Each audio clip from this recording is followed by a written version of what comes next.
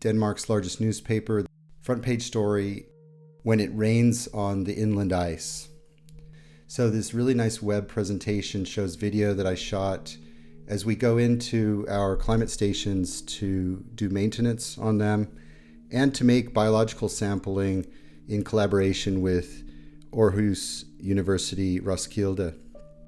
2021, we saw some extremely low albedo, that's the darkness of the ice on Greenland, and that's what got our attention. It turns out it was coupled to a heat wave, then there was rainfall, and so while we're doing this field work, we noticed how extremely dark the surface was. Alex Inazio and others, part of the Deep Purple project, have been taking these micro photos of the ice algae. You can see the single cells in a strand, and this is the primary darkening factor.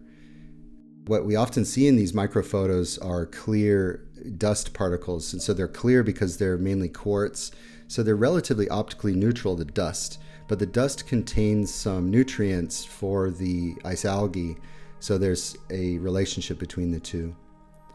Part of the prompt for this story was the stunning Sentinel-2 imagery of the Western Greenland ablation area, where here you can see flooding conditions, river networks, and this dark bare ice. So this, of course, is a story about what makes this surface so dark. It's water and it's ice algae. And melt, of course, is a big part of that story.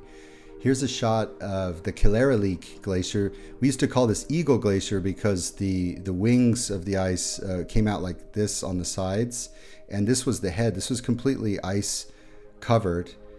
But this glacier is retreating out of the sea. The ice here is melting as fast as anywhere in Greenland at the surface. So it's quite a dramatic location. Okay, so here are the ice algae filaments. You saw more of a zoom in before, but notice how they kind of tangle up together and make a dark ice. You don't see much else that is dark in this image because, again, the ice algae are the primary darkening factor. Oh, here's the Eagle Glacier, what it looked like before it lost its wings. Remember this island that we're looking out at? I'll just scroll back to what it looks like now. From a different vantage point, a little bit rotated kind of counterclockwise.